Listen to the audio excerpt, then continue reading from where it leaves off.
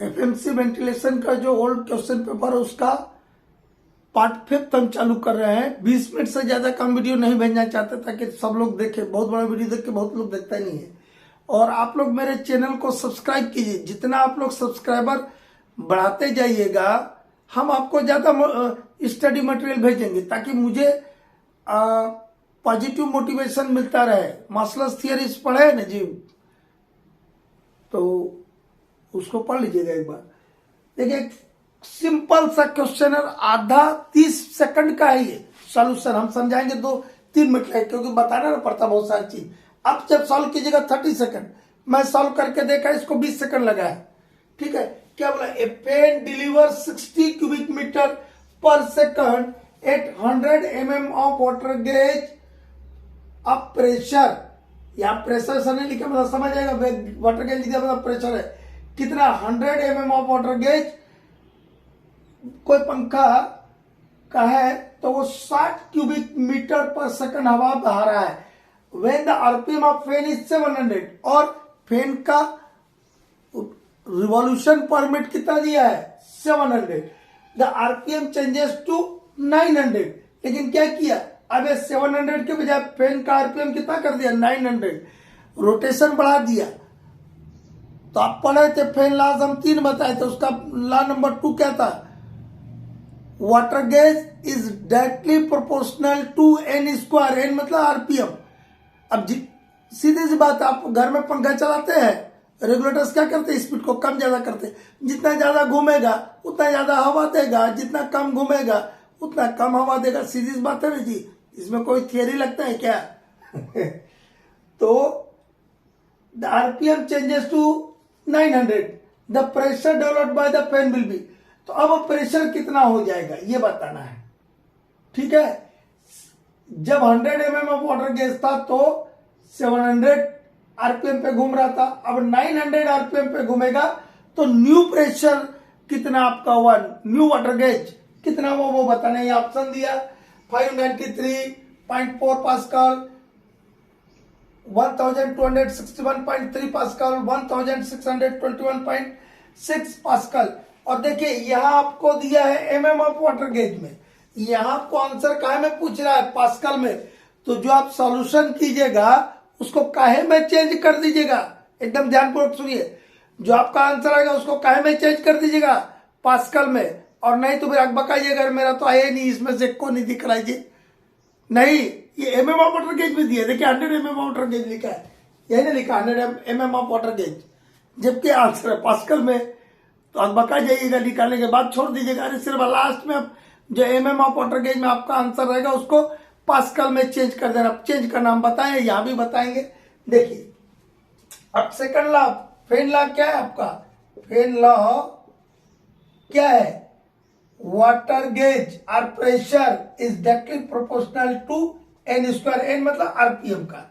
ठीक है, अब आपका वाटर गेज कितना दिया है, न्यू वाटर गेज निकाल रहे हैं हम। क्या निकाल रहे हैं, ये जो पूछा ना कि 900 आरपीएम पे कितना प्रेशर डेवलप होगा। वाटर गेज मतलब प्रेशर, न्यू वाटर गेज और न्यू प्रेशर कैसे निकालेंगे? कितना आपका था पहले 100, लेकिन आपने स्पीड कितना बढ़ा दिया 900, और ये 100 पे कितना था 700, यही ना है जी। और इसका क्या लगा देंगे स्क्वायर। देखिए स्क्वायर है, स्क्वायर नहीं लगाई तो गड़बड़ हो जाएगा। यहाँ का 2 इसको पहले ही काट दीजिए, नहीं तो 4 जीरो फिर आएगा, फिर इसका 4 जीरो आएगा, कटेगा उतना ही तो बचेगा इतना ही। आपका कितना बचा 100 इंटू 9 का स्क्वायर हो गया 81, 7 का स्क्वायर हो गया 49।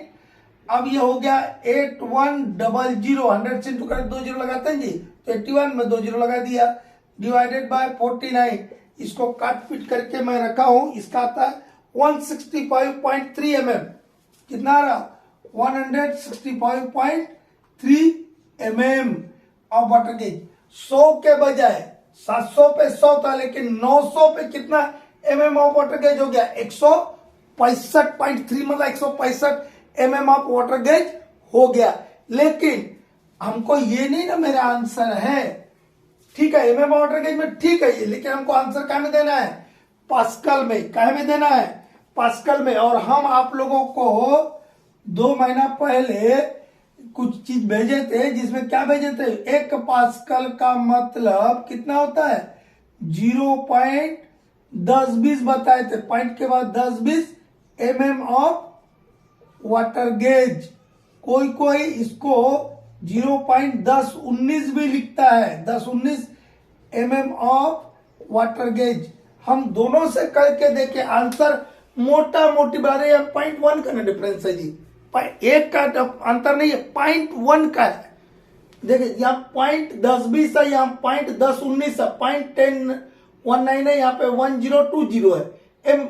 अब 1 पास्कल का इतना मतलब होता है, मेरा कितना पास्कल है, इतना पास्कल है, इसको हम क्या करेंगे, अब पास्कल में चेंज कर देंगे। 165 को क्या करेंगे, 165.3 mm नहीं रहेगा, अभी हो जाएगा पास्कल में, डिवाइडेड बाय कितना कर देंगे 0.1020। इससे आपको कैलकुलेशन में इजी होता है, काय में आंसर आएगा पास्कल में। इसको आप कैलकुलेटर में सॉल्व कीजिएगा तो आपका इतना आ जाएगा, कितना आ जाएगा, ये वाला आंसर आ जाएगा 1621.6 पास्कल। ये आपका रिक्वायर्ड आंसर हो गया। बहुत बड़ा दिक्कत है क्या, ये आपका आंसर मान लो 1622 भी आ गया तो आप समझ रहे कि 1621.6 वाला मेरा आंसर आराम, कई बार पॉइंट इधर उधर छोड़ देते। 1621 1621.6 पास्कल आपका आंसर आ गया। कोई दिक्कत है, नेक्स्ट क्वेश्चन लेते, इसी से एक और क्वेश्चन लेते हैं। नेक्स्ट क्वेश्चन, ये थोड़ा सा घुमा दिए क्वेश्चन को, कुछ नहीं किया, बहुत इजी है। ये वेंटिलेटर, वेंटिलेटर मतलब पंखा, फिर रनिंग एट 160 आरपीएम, आरपीएम दिया 160, और ये जब 160 आरपीएम पे घूमता है तो producing 25 mm of water gauge पे कितना प्रेशर डेवलप कर रहा है, 25 mm water gauge. Is speed at 25%। अब इसका स्पीड को क्या किया, 25% बढ़ा दिया, मतलब 160 के रिस्पेक्ट में ना 25% होगा, वो बढ़ा दिया। Find the new water gauge, तो नया वाटर गेज क्या होगा, आपको ऑप्शन दे दिया 36 mm, 39 mm, 30 mm। पिछला प्रॉब्लम में तो आपको पास्कल में बताना था, तो जो आंसर आया था उसको पास्कल में चेंज किया, तो जो mm ऑफ वाटर गेज आया था उसको डिवाइडेड बाय 0.1020 किया था। यहाँ कुछ करने की जरूरत है नहीं, यहाँ तो सीधा आंसर ना मिल जाएगा एक लाइन में, क्योंकि डायरेक्ट आपका जो आंसर है वो mm ऑफ वाटर गेज में है।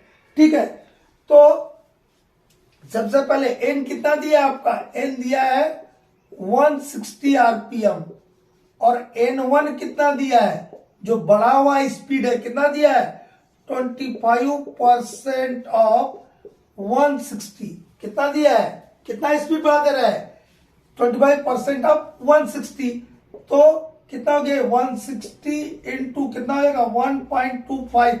ये कहां से आ गया, यहीं पे बस बच्चा लोग गलती कर देता, अरे भैया कितना बढ़ा है, एक बढ़ाए का मतलब क्या होता है 100%, और ये 1.25 का मतलब कितना है 25%। जो उसका 100% स्पीड था, वो 100% स्पीड क्या है 160, उसमें और कितना बढ़ा दिया 25%, तो उसको क्या लिखते हैं 1.25। ठीक है, इसको इंटू किया 160 इंटू 1.25 किया तो ये आ गया 200 आरपीएम,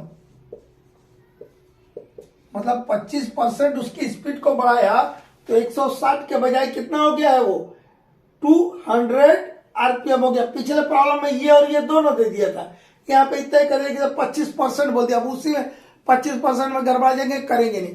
आपका 160 पे पहले घूम रहा था, अब घूम रहा है 200 आरपीएम पे, तो इस 200 आरपीएम पे आपका वाटर गेज कितना होगा, 160 पे कितना है 25 है, तो 200 पे ज्यादा आना चाहिए कि नहीं 25 से। देखिए ज्यादा लिखा भी है, ऑप्शन में भी 36, 39 और 30 दिया है। ठीक है, 25 से तो आपका आंसर ज्यादा आना चाहिए, क्योंकि क्या होता है water gauge directly proportional to N square. यदि आपका आरपीएम बढ़ गया तो वाटर गेज भी बढ़ना चाहिए। तो 160 पे 25 था, तो 200 पे कितना होगा ये निकालना है आपको। Find the new water gauge, तो फिर ला क्या बोलता है आपका वाटर गेज, वाटर गेज मतलब pressure is directly proportional to N square. हम क्या निकाल देंगे न्यू वाटर गेज, क्या निकालेंगे न्यू वाटर गेज। आपका ओरिजिनल आरपीएम कितना था प्रेशर कितना था उस समय 25, ये वाटर गेज के कितना है 25 इंटू आपका न्यू आरपीएम कितना है 200 डिवाइडेड बाय 160। और इसका क्या करेंगे स्क्वायर, देखिए स्क्वायर लगा लीजिए, एक जीरो से या एक जीरो काट दीजिएगा।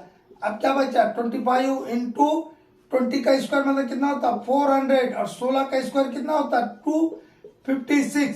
इन सब को काट पीट कीजिएगा तो आपका आंसर आ जाएगा 39 mm ऑफ वाटर गेज। कितना हो गया 39 mm ऑफ वाटर गेज।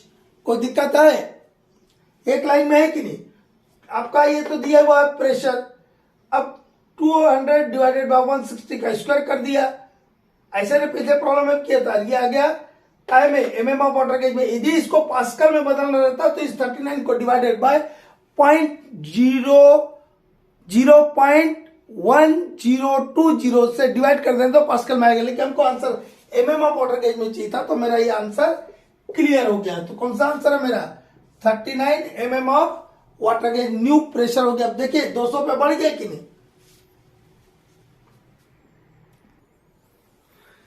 देखिए एक क्वेश्चन था, सिंपल सा क्वेश्चन है और इसी के ऊपर 3-4 गो ओल्ड क्वेश्चन सेम पेपर में आया था। हम बता रहे इसके बाद सीरियली बताएंगे। Which of the following is true, इनमें से कौन सा बात ट्रू है। अब देख रहे क्वांटिटी दिया हुआ, क्वांटिटी के इक्वल में आपको निकाल के दिया तो कौन सा इसमें से सही है ये बताने। ये कहां से लॉज ऑफ माइन एयर का है, लॉज ऑफ माइन एयर का है जिसको हम एटकिंसन इक्वेशन बोलते हैं। एटकिंसन इक्वेशन क्या है P is equal to R Q square. यहां देख रहे आप क्वांटिटी निकाला हुआ है तो हम क्वांटिटी को यहीं रहने दिया, क्यू स्क्वायर को रहने दिया भैया, तो ये P को यहीं रहने देंगे और ये इंटू वाला जब इधर आएगा तो काय में चले जाएगा डिवाइड में। मतलब Q square is equal to क्या हो गया P बाय आर, या हम ऐसा लिख सकते हैं Q square is equal to P by R, यही ना लिखा है जी। अब हम आप लोग को बताए थे एक जगह कि X square is equal to 25 लिखा है, तो एक्स इज इक्वल टू क्या लिखते हैं हम स्क्वायर रूट 25। इसका जो स्क्वायर है इसके ऊपर स्क्वायर रूट चढ़ जाता है, तो यहाँ पे स्क्वायर में लिखा है ये क्यू को कर दिया तो ये स्क्वायर इसके ऊपर क्या चढ़ जाएगा दोनों के ऊपर क्या चढ़ गया square root P by R हो गया। अब इसका मतलब क्या है स्क्वायर रूट दोनों के लिए है तो Q इज इक्वल टू क्या हो गया, अलग अलग लिखेंगे तो square root P divided by square root R। तो क्वांटिटी ऐसा निकालेंगे हम square root P divided by square root R। ठीक है, अब यहां देखो कोई ऑप्शन ऐसा है दिख रहा है आपको Q is equal to square root P by square root R, कौन सा दिख रहा है ये दिख रहा है भैया, दिख रहा है ना। तो ये हो गया, कोई बहुत बड़ा बात है कि थोड़ा सा कॉन्सेप्ट क्लियर करते चलेगा और ले रहे हैं इसी के ऊपर। Next question Atkinson equation that is the laws of minor friction P is equal to RQ square is applicable for laminar flow, turbulent flow, both laminar and turbulent flow। ये ऑप्शन है आपको। सबसे पहले भैया इनको न जान ले एक एक लाइन में, ज्यादा नहीं बताएंगे। ये laminar flow turbulent flow this is the matter of fluid mechanics. किसका चीज है फ्लूइड मैकेनिक्स का, वही चीज को हम हवा के लिए एयर के लिए भी मानते हैं, लेकिन ओरिजिनल चीज ये हवा के लिए नहीं है, ये किसके लिए है फ्लूइड के लिए। वाटर है लिक्विड है जो भी फ्लूइड है जो बहने वाला पदार्थ है उसके लिए जो उसका फ्लो होता है उसको नेचर ऑफ फ्लो बताने के लिए हम दो टर्मिनोलॉजी का इस्तेमाल करते हैं, लेमिनर फ्लो और टर्बुलेंट फ्लो। तो लेमिनर क्या है, लेमिनेट किसको बोलते हैं चादर के रूप में चल रहा है, एक लाइन से चल रहा है। ठीक है, ये मेरा एक पाइप है या डक्ट है, ठीक है, इसका ये एक्सिस हुआ, इसके अलांग में ऐसा पानी बह रहा है एकदम सीधा सीधा, तो ये हो गया लेमिनर फ्लो। ये क्या हो गया हम ठेठ भाषा में बता रहे हैं लेमिनर फ्लो हुआ, ये सीधा सीधा बह रहा। क्या बोलोगे धारा प्रवाह बहाव है ये। ठीक है, इसमें कोई और एक होता है हड़बड़िया। हड़बड़िया कैसे ऐसे ऐसे ऐसे ऐसे ऐसे ऐसे ऐसे। ठीक है, वो हो गया टर्बुलेंट। ये डिस्टर्बेंस है इस लेमिनर फ्लो में कोई प्रकार का डिस्टर्बेंस कर दे तो ये ऐसा सीधा सीधा ना बह के कैसा कैसा बहेगा, ऐसा ऐसा बहेगा पाइप के अंदर से, या आपका माइंड का रास्ता है तो उसमें भी हवा ऐसा ऐसा ऐसा ऐसा ऐसा डिस्को डांस करते हुए बहेगा, तो वो हो गया टर्बुलेंट फ्लो। ये हड़बड़िया बहाव है। टर्बुलेंट फ्लो क्या है? हड़बड़िया बहाव है। और लेमिनर फ्लो क्या है? धारा प्रवाह बहाव है। एकदम एक धारा में जो आपका पाइप मान लो दे दिया तो उसका जो एक्सिस होगा उसके पैरेलल बहेगा, तब उसको बोलेंगे लेमिनर फ्लो। ठीक है, और इस टाइप का हो जाएगा। इसमें क्या होगा? हलचल, इस लेमिनर फ्लो में यदि हलचल पैदा हो जाए तो उसको बोलेंगे टर्बुलेंट फ्लो। ठीक है, तो ये हो गया इतना। अभी but how will you determine the nature of flow, laminar और टर्बुलेंट? अब नेचर ऑफ फ्लो तो आप देख लीजिए, दो होता है, लेमिनर और टर्बुलेंट। तो लेमिनर और टर्बुलेंट में आप कैसे निर्धारित करेंगे कि कौन सा है? तो उसके लिए हम क्या यूज करते हैं? We use Reynold number. क्या यूज करते हैं? Reynold number. What is Reynold number? हम इसको बताएंगे, what is Reynold number? Reynold number is a dimensionless parameter to determine the nature of flow, that is laminar or turbulent। हमारा जो flow है हवा का या फ्लूइड का, उसका नेचर बताने के लिए को लेमिनर है या टर्बुलेंट है, इसको बताने के लिए हम एक डायमेंशन लेस पैरामीटर, इसका यूनिटवा नहीं होता है, यूनिट नहीं होता है, ठीक है, डायमेंशन लेस बोल रहे हैं, डायमेंशन लेस पैरामीटर का इस्तेमाल करते हैं, उसको बोलते हैं रेनॉल्ड नंबर। और रेनॉल्ड नंबर यदि आर कैपिटल ई स्मॉल उसके जड़ में लेस देन और इक्वल टू 2000, याद एकदम रख लीजिएगा बाबू, Reynold number is less than और equal to 2000, this is a laminar flow. What is this? This is a laminar flow. यदि रेनॉल्ड नंबर आपने कैलकुलेट किया और यदि वो 2000 के बराबर या 2000 से कम आता है तो वो फ्लो को हम बोलेंगे लेमिनर फ्लो। इसका क्या मतलब हुआ? दूसरा मतलब भी नहीं जानना होगा। दूसरा मतलब क्या हुआ कि यदि 2000 के ऊपर यदि रेनॉल्ड नंबर आता है तो वो फ्लो टर्बुलेंट हो गया। यही ना बोल रहा है ये। दीवार के उस पार क्या, वो भी देखते आना चाहिए। दीवार के इस पार तो सब दिख रहा है, दीवार के ओकरा पार क्या है, ठीक है, उस पार क्या है, उस पार नहीं देखिएगा तो फिर नहीं समझ आएगा। तो Reynold number is less than और equal to 2000, the flow is set to be laminar flow, but when the Reynold number is more than 2000, the flow is said to be a turbulent flow। तो what is Reynold number? हम calculate कैसे करते हैं? Reynold number हम calculate कैसे करते हैं? ठीक है, इतना क्लियर हुआ बाबू?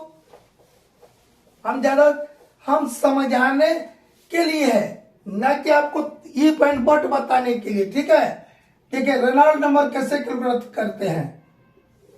V into D divided by small v।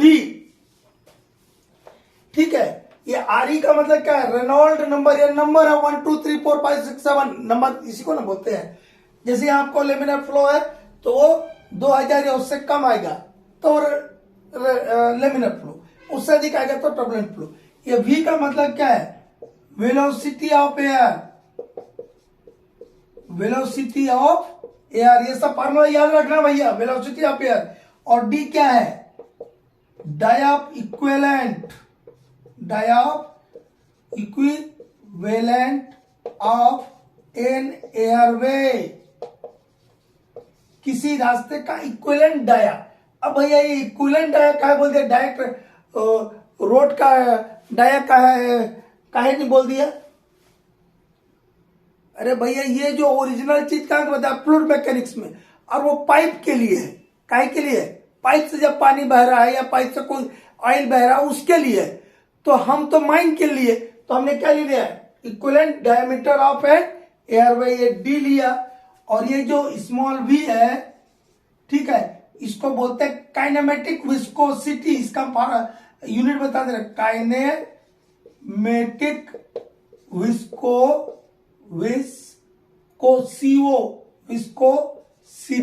Kinematic viscosity इसका फार्मूला होता है, इसका यूनिट होता है, हम लिख दे रहे हैं, मीटर स्क्वायर पर सेकंड 10⁻⁻⁴। ठीक है, मीटर स्क्वायर पर सेकंड इंटू 10⁻⁻⁴। इसको कोई कैसा लिखेगा, मीटर स्क्वायर सेकंड इनवर्स 1, उधर पीछे बताए थे कि इनवर्स कैसे लिखते हैं, इंटू 10⁻⁻⁴। काइनेमेटिक विस्कोसिटी निकालते हैं कैसे है, काइनेमेटिक विस्कोसिटी निकालते हैं dynamic viscosity, dynamic viscosity divided by density of air, density of air. ठीक है, ये रेनॉल्ड्स नंबर निकालने का फार्मूला हुआ। हम इसके ऊपर एक प्रॉब्लम बताएंगे तो फार्मूला क्लियर हो जाएगा।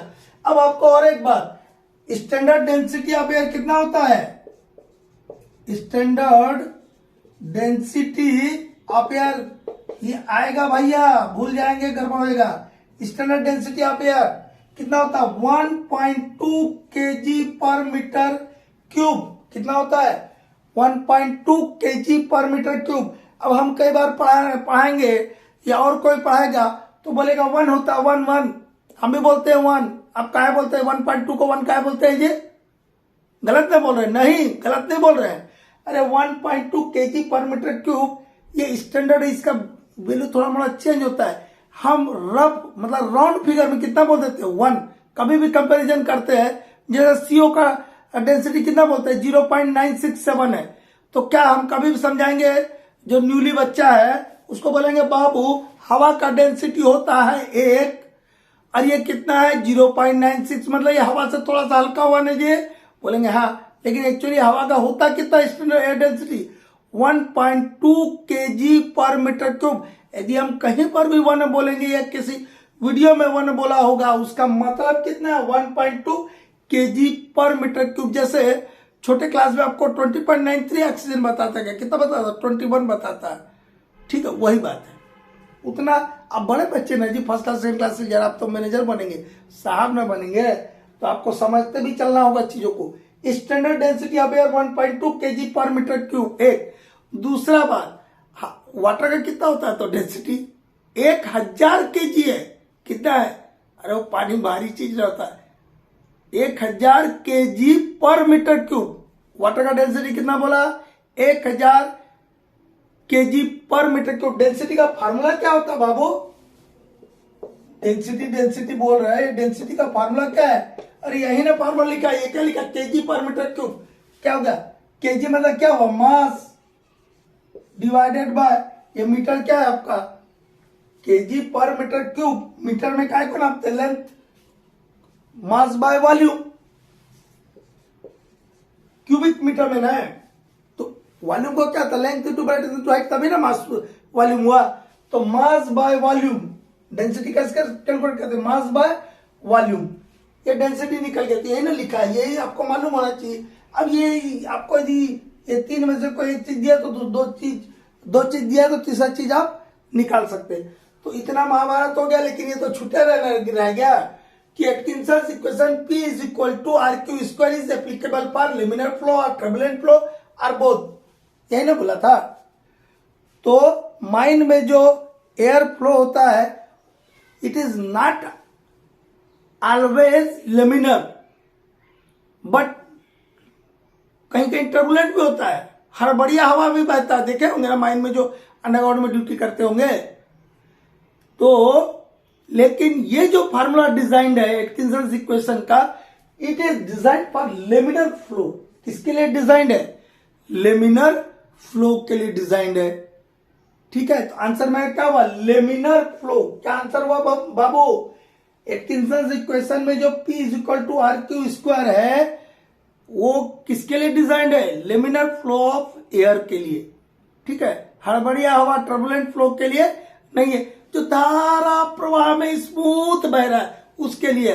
That is a laminar flow. ठीक है, फिर और एक दो कुछ चीज लेते हैं।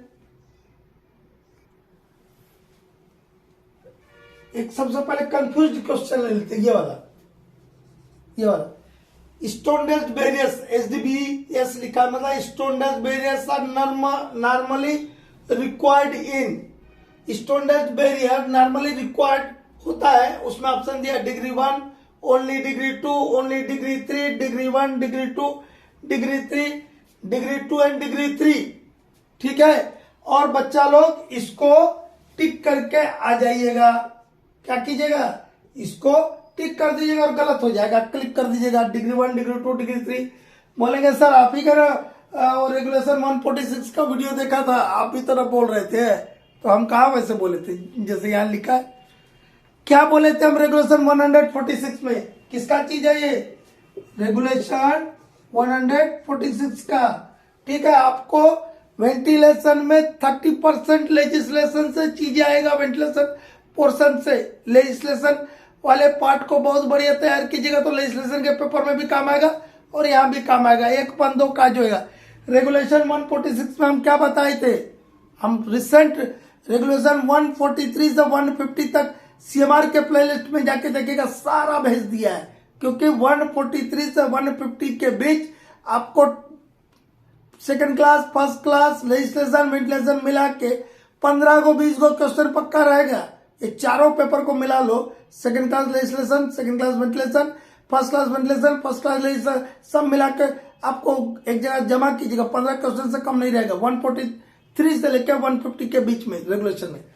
तो 146 में हम क्या बताए थे, हम ये बताए थे कि डिग्री 2 और डिग्री 3 गैसीमाइन में तथा डिग्री 1 गैसीमाइन के ऐसे डेवलपमेंट वर्किंग में जहां पर इनपेबल गैस मिल सकता है, वहां पर एक्सप्लोजन को फैलने से रोकने के लिए स्टोन डस्ट बैरियर लगाएंगे, बनाएंगे, ऐसा बोला होगा ना। Stone dust barriers shall be installed in degree 2 and degree 3 geysimine and in development working of degree 1 geysimine where inflow gas may occur to prevent the speed of explosion or to prevent the extension of explosion from one part to another part of the mine, ऐसे ही बोला होगा।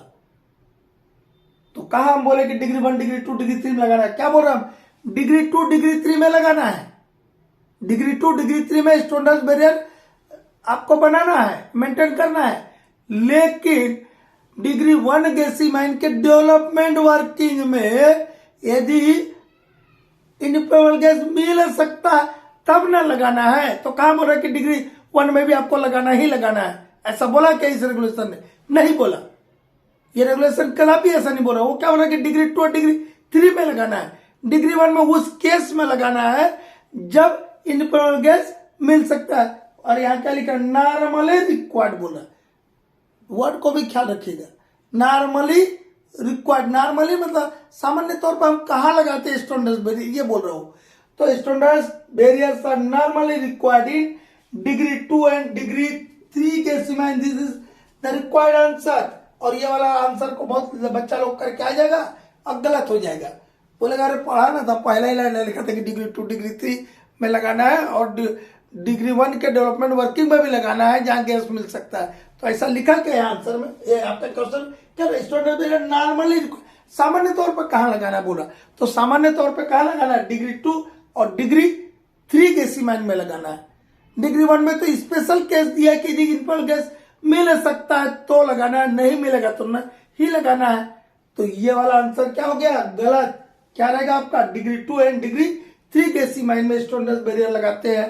ठीक है बाबू, हम RQ बता रहे थे, RQ क्या, रेस्पिरेटरी क्वेश्चन, उसको समझा रहे थे। ये इसी का फर्स्ट क्लास वेंटिलेशन का जो पार्ट 1 में या पार्ट 2 में बताया होगा, तो वहां बताए थे कि यदि आदमी का डाइट के ऊपर रेस्पिरेटरी क्वेश्चन डिपेंड करता है, निर्भर करता है।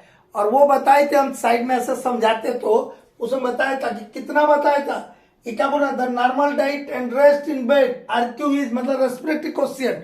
Next question, the normal diet and rest in bed respiratory question RQ मतलब रेस्पिरेटरी क्वेश्चन इज, ये पार्ट रेस्पिरेटरी क्वेश्चन को हम पार्ट 1 या पार्ट 2 एफएमसी के इसमें समझा है। तो साइड में बताया वो कितना रहता है नॉर्मल डाइट में। नॉर्मल डाइट में रहता है, यहाँ आपको ऑप्शन दिया 0.5, 0.6, 0.85, तो कितना था नॉर्मल डाइट। और रेस्ट की स्थिति में हमारा रेस्पिरेटरी क्वेश्चन होता है 0.85।